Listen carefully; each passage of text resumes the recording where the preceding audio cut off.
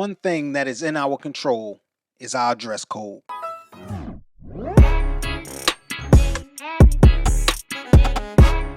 Welcome back to Book 5, the channel that helps you live a more holistic life. This is your man Jay, and today we are going to continue our series on the black male image, and today we are going to focus on our dress code. First and foremost, I am not here to tell you what you should and should not be wearing. I am here to simply say that the things we wear send a message to the rest of the world. And because it sends a message to the rest of the world, you have a personal choice and or responsibility to what that message is. Now, before we get started, let's put up the definition of image. An idea or a concept, a popular conception as of a person, institution, or nation projected through mass media. In our attempt to understand where the black male image is right now and where it needs to be, we are going to continue with our series talk. And today is dress code. Dress code is one of those things where we have the power to control. And when I say we, I just mean as a collective body of men.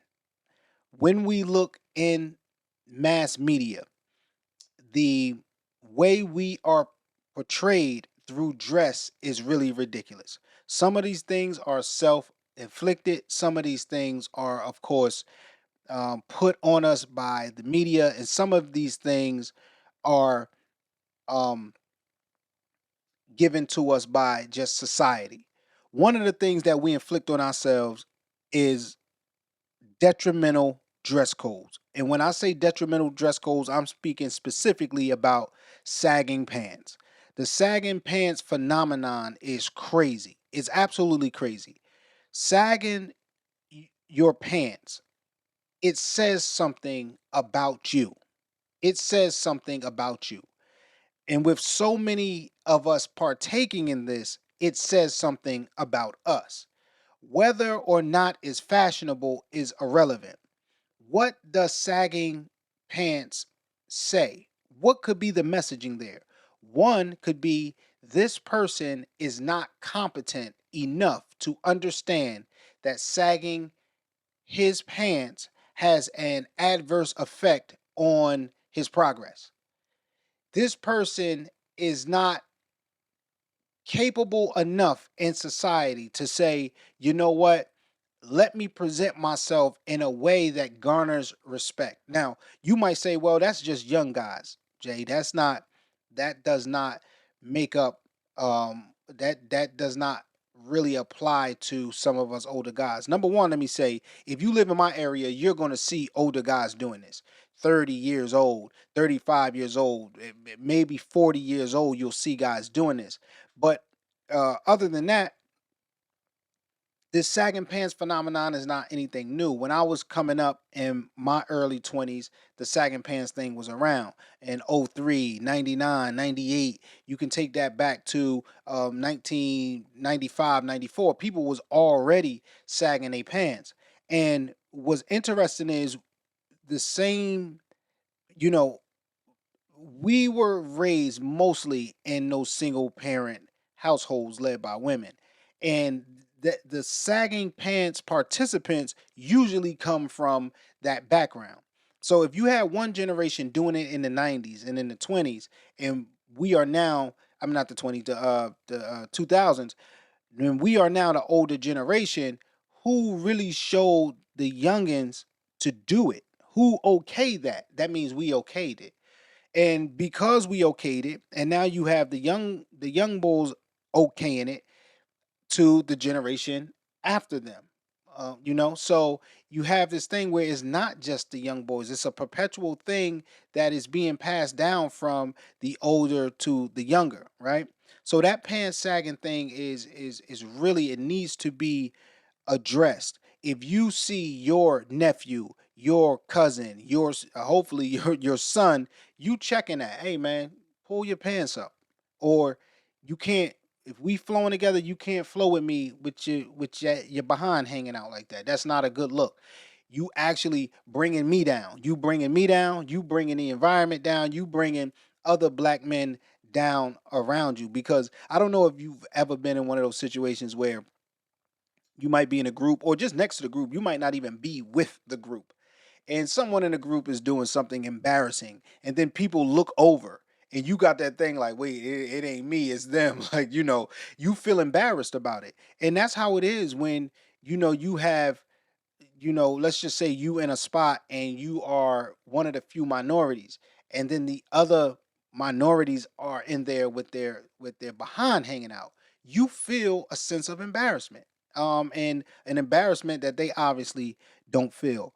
That's one thing that we really have to work to overthrow and get that up out of the culture. Okay, that we really need to get that out of the culture. It says so much about where our mental state is.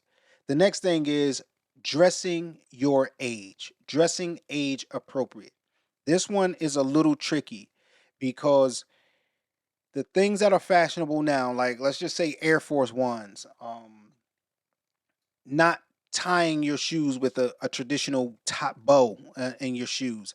That was stuff that, the older guys started to institute back there in the 80s, in the 90s and things like that. And a lot of that stuff we grew up on. We grew up on that. And so by growing up with that, that's how you dressed. And you can look at that at any generation. Maybe your grandfather, they wore shoes and slacks. But when your grandfather was old, you would very rarely see him in sneakers and stuff like that because they grew up with the shoes and slack type of vibe. So they're not gonna change that. So I think that's a little bit in part of it. But also, you want to differentiate one generation from another. A 50-year-old or 40-year-old male should be looking a little more distinguished as those decades pass on. If you are looking exactly like a teenager or somebody in their early 20s, then there could be an issue there. Not all the time, but there can be. And many a times you'll see guys out here not dressing age appropriate. And that goes for 20s, 30s, 40s, 50s, 60s. It doesn't matter. There's a way that at certain ages you should be presenting yourself to the world. Again, this is going to be more reflective of your mentality, where you are at spiritually. What type of growth are you seeing throughout the decades you are here? And a lot of times the lack of respect that our image suffers is because we have not shown that we are capable of growing up, and we have shown that through our way of dress. Now the Most High gave us a dress code. All in all, we have abandoned that dress code. But by abandoning that dress code or not having access to the knowledge of that dress code, we are pulling straws. What do I mean by that? Every nation on this planet, major ethnic groups have a traditional dress code. If you look at the Japanese, if you look at the Chinese, if you look at Indian culture, if you go to Arab culture, these people have a particular dress code where that's them. Even in America, the American white, uh, traditional white Americans, the suit and tie, that really, when you think of the suit and tie, it really represents them traditionally. So the westernized black male, we don't have a traditional dress code, and so what we've done is we have a amalgamation of dress codes that are all over the place, and we're pulling them from all of the place, and it ends up being clown world, like sagging your pants, not dressing age appropriate. So, you know, really doing the work of how do I present my image outwardly on my body a lot better. And there's many YouTube channels that have great advice for black men or men in general who want to tighten up their image and their wardrobe. So the resources are out there. The next thing is the the effeminate the effeminate wear, the effeminate wear. Certain of these scarves and ascots and handbags and tight pants that are quarter capris and all of this. Like, I mean, it's ridiculous out here, bro. Where you literally have men taking on female tendencies when it comes to dress and then want to pass it off as swag or progressive and all of this. No, it makes you look effeminate and weak. Whether you're weak or not is irrelevant. Again, we're talking about the power of image through dress, and that is something that we have total control over. When you see uh and the media is really good at this. They use that effeminate Mike and Night culture, and they push that in our community heavy, and we always the spokesperson for that. When you look at these other races of men, you know, we were the Vikings, we are the soldiers, we are the this. Even if you want to get negative and say, oh, they the suicide bombers or whatever, and not being derogatory towards them, I'm not saying that they are, but I'm saying they have these images. I'm a samurai and all of this. Then when you get to the westernized black male, he's wearing quarter capri pants that's tight and with a pink top and some ascot around his like it's crazy.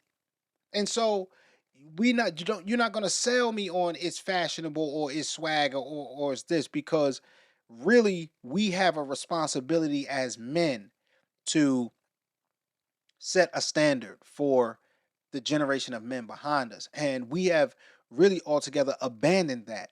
And that is one of the main cancers that we are suffering so far as our image is concerned. So the bright colors, and I'm not saying bright colors you can't wear bright colors. It's just sometimes the combination of the bright colors with the style of the clothing and all of this, it's just, man, it's corny, and it just really looks effeminate. I know you're gonna say, well, I you know, I got the bag across the chest. I'm not carrying it like a purse. I'm wearing it like this. Come on, man. It's a bag. It's an accessory bag. As a man, what accessories are you? Have any of you ever looked inside a female's purse, pocketbook, and you just zipped it open? Like, what you got in here, girl? When you look in there, man, it be a bunch of nothing. It's literally nothing in there. And because they not using it for function primarily. It is serves some function for them, but they're using it for style. So now or something to complement the outfit. Now you have men.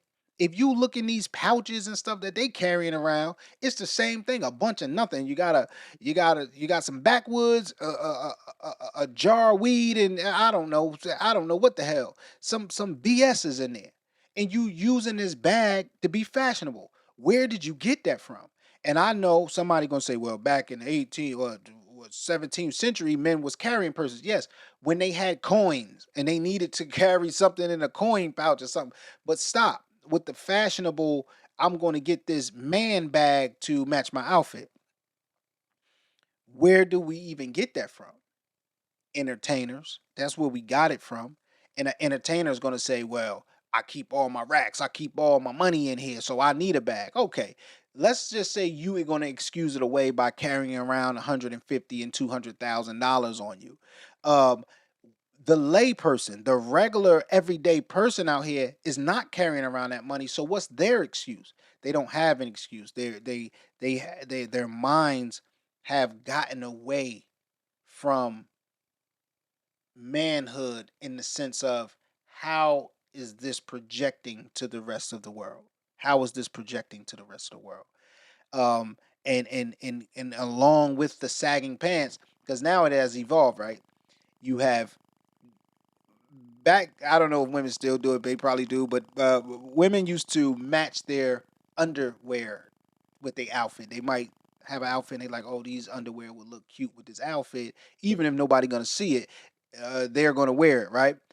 Now you got these guys sagging their pants and they're literally matching their underwear, their boxer briefs with their outfit. If they got on white Jordans or something, they gonna have white and blue Jordans. They gonna have the white and blue drawers, the match, and it's crazy. Now you got the drawers matching your shoes. You got a handbag out here. You wearing all these funny colors. Your hair is dyed.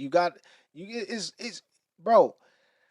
All of this is projecting to the world that we are incapable of gathering ourselves as men and incapable of leadership in any kind of way because nobody is going to follow that. And before you say, wait, we got the most influence in the world. Yes, we do have influence through pop culture. We set the trends. However, the negative part of those trends, we take the bulk of. We eat the bulk of those trends. We eat the bulk of the decay from gangster rap. We eat the bulk of the decay from the poor attire. We reap the decay of that more than anybody, and then they get rich off of it. They get rich off of us being buffoons on screen or in the world with our pants hanging down below our waist. Um, and a lot of this stuff is tacky. When you look at our entertainers, um, it's hard to blame them because they are entertainers. That is their job, to entertain. By all means, they need to capture attention. So it may be okay for them to wear it because it's serving them, financially speaking. Uh, um, a uh, uh, a a stylist is going to come to them with deals from brands or whatever, depending on how big they are, and they're going to say, "Hey, they want you to wear this at the next event and they're going to pay you this." And yes, that person will go out there looking like clown world, but they have a financial incentive to do that. Now, they have dropped their responsibility to the black community, and I use that word community lightly, but they do at least have an incentive to do it. You as a regular person trying to dress like you're one of these entertainers, it don't work. And that goes into a whole host of things. Getting our cues from entertainers and trying to apply that in everyday life has us losing on the image front. And let's be clear, image is very, very important.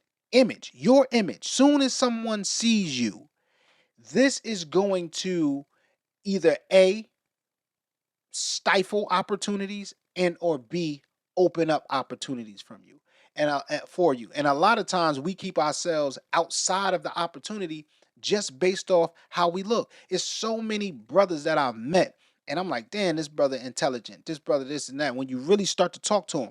But that takes me or whoever actually speaking to them. It's people out here who have the opportunity to move your life forward, to move things forward, where they're not even giving you the opportunity to speak because they're gonna look at you and say, nah, nah, nah, nah, I'm good on that. You're not displaying yourself properly.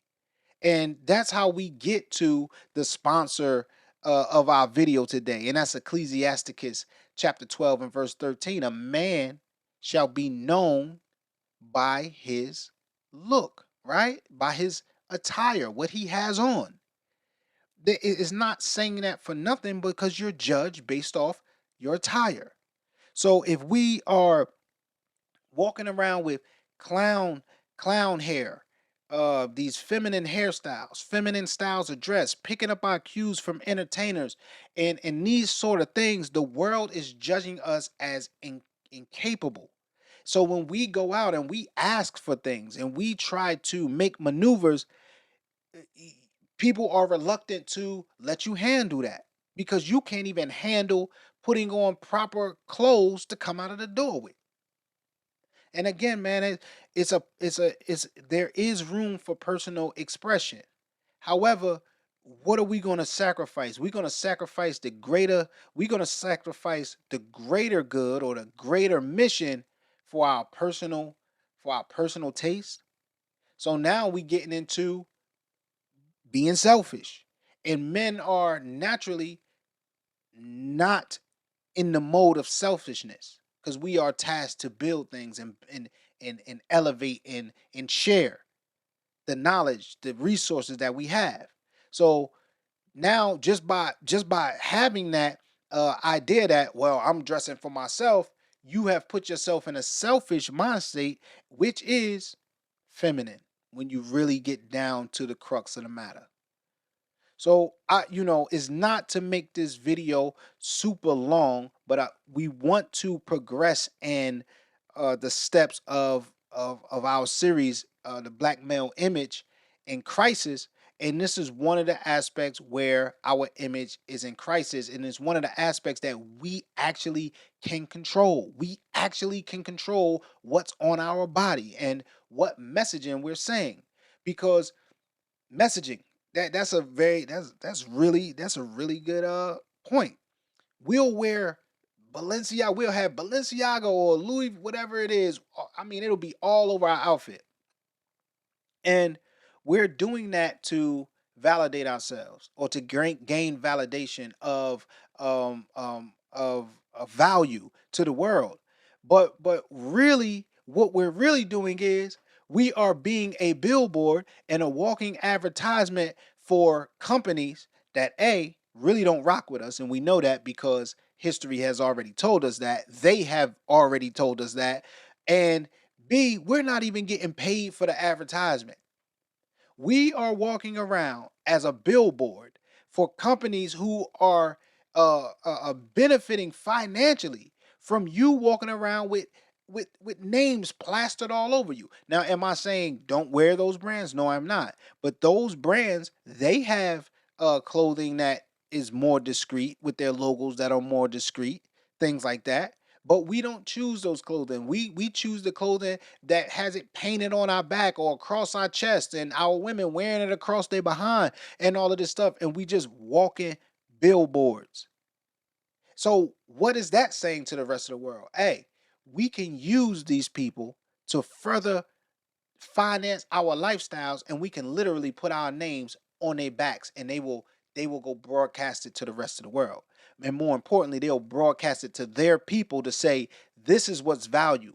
This is how you get value, and you should obtain the value and validation this way too. And so you run out and go do it. Yo, it's sad, bro. It's sad that we really don't understand the importance of image. It is absolutely critical that we understand the importance of image, and how we are contributing to that, whether it is detrimental or in a positive way. You should know what you're saying at all times. You should know what your clothes are saying. You should know what your body language is saying. You should know what your words are saying. These are the things that we should know, right? So, you know, again, that's something we can control. And I do truly believe if we have that understanding and we start making better choices step by step, we start to take control of our image on a global on a global scale. We start to edge some of that back from ourselves. Now we know we up against a tall task because mass media gonna continue putting black men in dresses. Mass media is going to continue to promote things that are effeminate. Mass media is going to do things that are counterproductive to us moving forward. But the everyday man does not have to let that hinder the progress. We can make those choices, right? And again, our video sponsor, Ecclesiasticus 12 and 13, and really taking that scripture down and understanding and letting it edify us, and then moving forward into a practical application from there. So that's all I have for you today on book 5. Thanks for joining us. This is your man Jay, and I'll catch you next time in the book club.